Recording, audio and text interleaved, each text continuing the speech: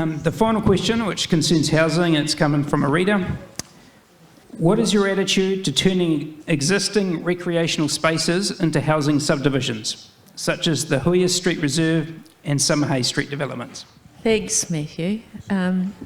As the former chair of the Recreation and Sport Committee, I was originally opposed to this, but I was turned. So because there is a real need. We're 5,000 houses short in the city, so we do need more space for houses. So, sorry, Jimmy? My name's Leonie.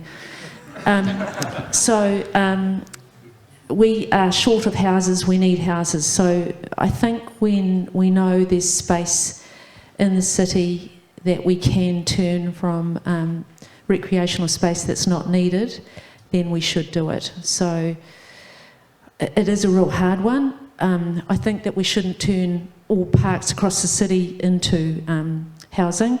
I think we have to really make sure, sorry, I've got to go fast, really make sure that we're doing it for the right reason. It's got to be the right space, but don't turn all our green space into housing, just the short ones. Okay.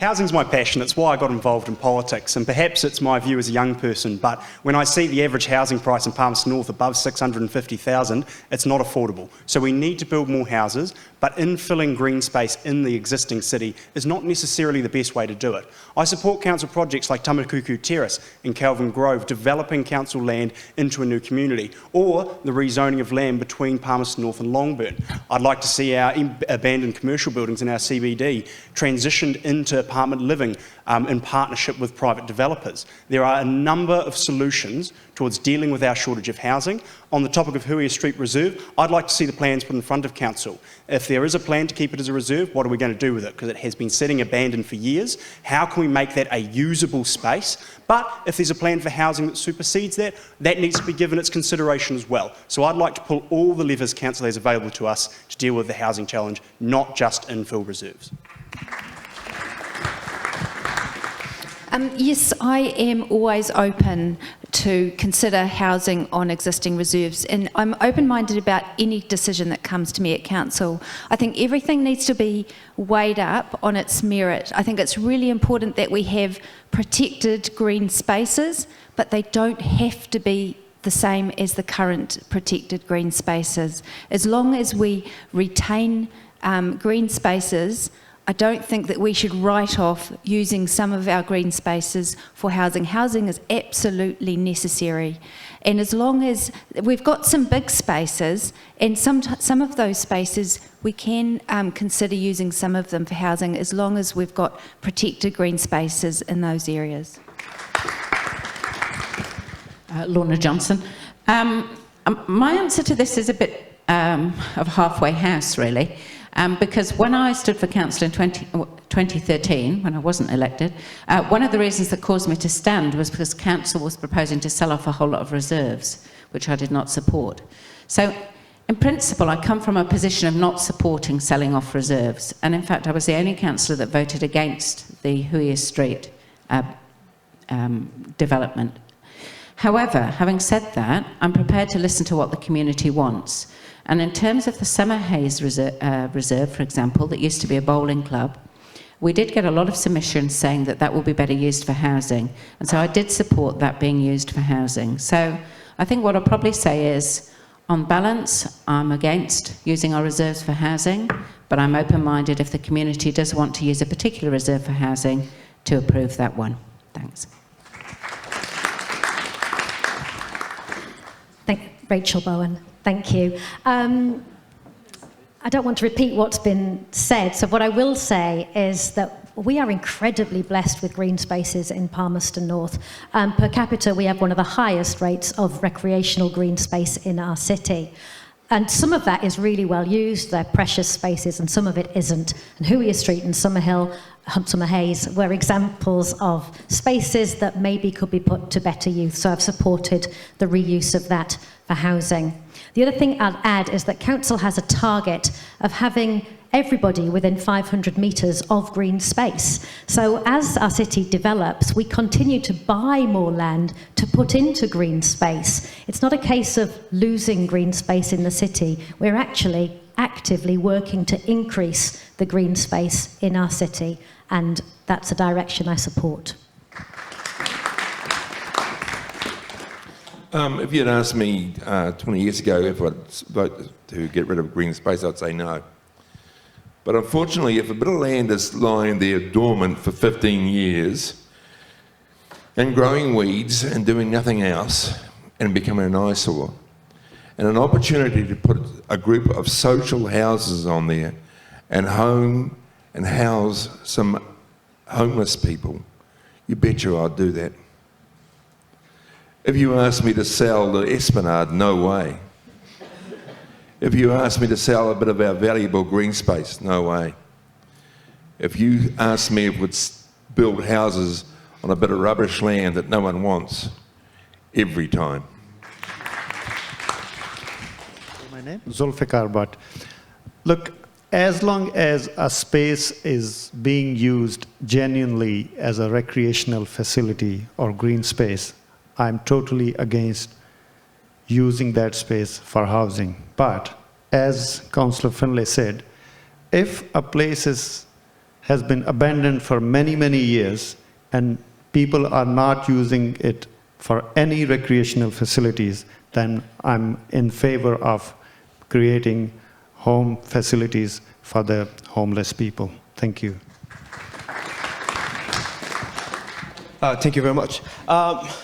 Housing is more and is becoming more and more unaffordable here in Palmerston North, and homelessness is on the rise. At present, 90,000 people call Palmerston North home. In 10 years from now, 8 years from now, in 2030, 100,000 people will call Palmerston North home. In 2043, 110,000 people will call Palmerston North home. That growth alone brings along with it many challenges, congestion, and also housing affordability and provision issues as well. So to be the well-connected city of the future, we need to understand and work in collaboration with our council officers and be able to, and we need to start to be smart about where and how we expand as a city. So I'll be willing to, at present as well, the council is doing an investigation of current reserves that are underused. I'll be willing to support any underused reserves for housing provision, but with an open mind, bearing in mind that you are providing submissions and we're listening to it as well. So that's what we'll be doing. It's important to have green space. Many of our vote Rhia Taonui. It's important to have green space. Many of our families live in intergenerational circumstances. We have our grandparents, our great-grandparents living with us. It's also important to have increased affordable housing, transitional housing, social and rental housing. So green space is important as well as housing. There needs to be a balance. Thank you. Kaydee Zabelin. Green spaces and recreational spaces perform more than one function. They're also really important for absorbing stormwater, and we have had a program of intensification, which means we have more concrete in our city and far less green space available for stormwater absorption. So keeping green spaces actually reduces our risk of flooding, especially as we're expecting increased rainfall in the future. I would also like to see some outside-of-the-box thinking in terms of housing. Nelson City Council is considering a proposal to build social housing in apartments over dead airspace above open-air car parks, and we also have the High Flyers building or other unoccupied buildings, as William said, that we could be converting into social housing. I think we can do better than just picking green spaces which perform multiple functions and whacking houses on them. We need houses, but we can be smarter about how we do that. Thank you. Brent Barrett, no relation to the rugby family. I differentiate between ownership and use very strongly in this space, and I will never vote to sell that sort of land. In fact, I was the councillor that took the time to speak to the Parliamentary Select Committee about my views on that, because I was quite uncomfortable with the recent and now law that has been passed through Parliament that actually enables the sale of Hooia Street Reserve. I will never support that. What I would support and what I would like community feedback on is potential use. Housing can give you a window of use for a certain number of years, and I think at that point, after those years have transpired, if you did go into housing, the future community, still owning the land underneath, should have the right to think about the future of that land. So fundamentally, I differentiate between ownership, which I don't support selling, and use, which for me is case by case on a high bar threshold. My attitude is no. If we have to ask that question, we haven't explored all the other options. I lived in Singapore. The entire landmass can fit in Lake Taupo, and they have amazing green spaces, and they still look after the environment, so I don't think we've gone through all the options yet. You'd also defer to the expertise. I'm not politically affiliated, but great answers by Greens. The environment's really important. So we haven't explored all the options, but this is how I would do it. There's an expertise as an answer. Then you do this. Put your hand up if you want to sell any of our reserves. There you go.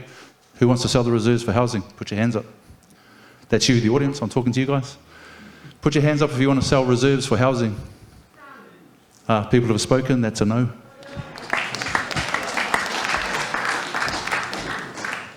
Meenal Dutt. So yeah, I think it's a no-go for the using the green space for housing. I think there are places like in town or other buildings that is empty, and if it's not getting used, why can't we use that and turn it into maybe apartments or whatever, and get some rooms made where people can be housing and save our green space and maybe work on getting other housing and other facilities that would work better. Okay, we have a housing crisis. Yes, that is unavoidable. We have to find answers for it. But turning our recreational spaces into accommodation places, no. We need that. We need those spaces to keep our community happy and healthy. Recreation is important. We need those spaces. So what's the answer? We have to find opportunities. We have to look at options.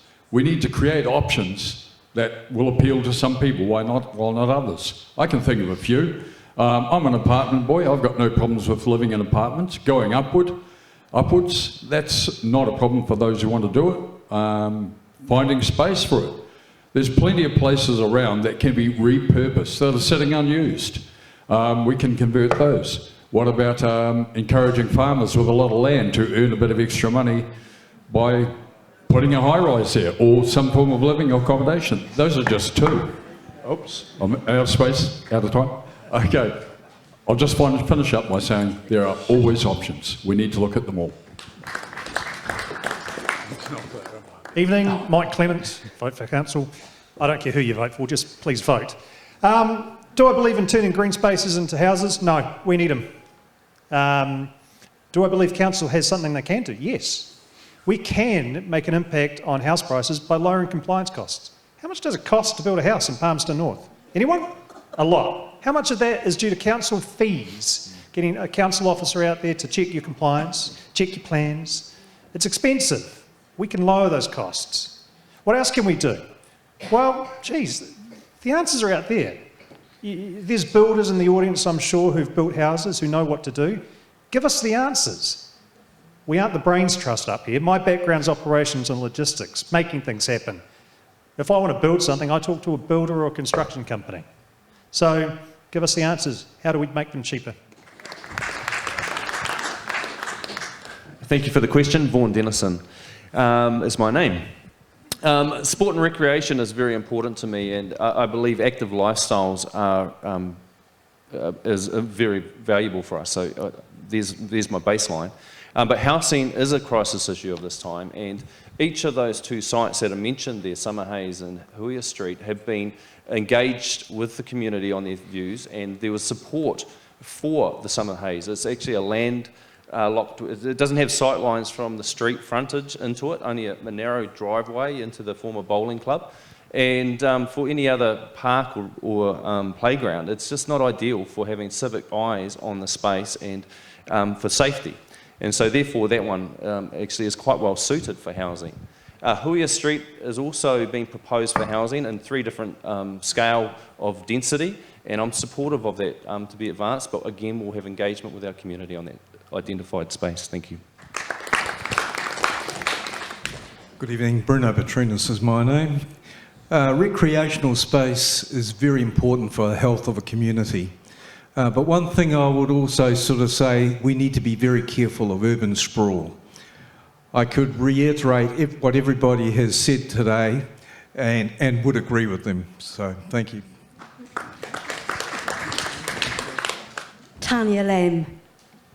You'll remember my name, especially as it's spring at the moment. And Christmas coming up, don't forget. Now, I absolutely believe we need to keep our green spaces because they're precious. That's what makes Palmerston North, and it encourages communities to come together. What I'd like to see is us to build up rather than out. But also too, I'd like to question as to why we have a lot of vacant properties. I walk every day around Palmerston North, and a lot of landlords, for some reason or another, cannot afford to have their properties tenanted. I'd like to question that. They may have a lot of equity, but not enough income to service their apartments or their houses. I'd like to explore that further, to get them housed, get people into their properties. Thank you. Your time's up. Thank you. Hussein Kikhounga-Ngot is my name. According to garden and green space and housing, will be against losing our green space and garden. Building up, I'm against it, because some cities has built up, they're having a trouble now. We need a fresh air. We need our green space. We can build out, and then it's always possibilities to see our city growing in outside, not outside. Because I would be against losing green space and garden and reserve. Thank you. Sam Walmsley, Sam the Fireman, number one council chair. I like Dion's take on it, that you listen to the people like they did for the last two. You hear what the people want.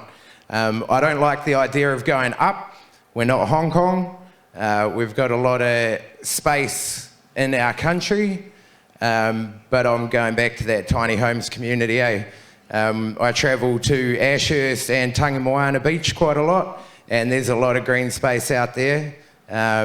Maybe the council could look at purchasing land off farmers. I don't know, create a little tiny homes community, or several. Cheers. I'm Jacinta Fraser, and I just want to thank you very much for sitting here and listening to us, because I have definitely needing a break. I agree with Lew with the green spaces, because it's hard to define what a green space actually is. If it's a place utilised by sport, recreation and running and people, yes, but if it's just an abandoned lot with green grass growing up to here and abandoned nappies and rubbish in it, that the council have to clear the rubbish and utilise, and it costs money, then we definitely need to use it. I specialise in housing. We've got some actually great projects coming up with commercial property owners once that Resource Management Act is the changes are enforced in August. And so we may not actually need to use green spaces. We can just force people to use the land that they've got. Thank you. Right. In principle, green space is green space, and we should preserve it wherever we possibly can. But I actually voted in favour of both of those locations being released from their reserve status for housing. And the reason for that was because we actually consulted with the community, we listened to what they had to say, and that was the sensible decision that we actually came to.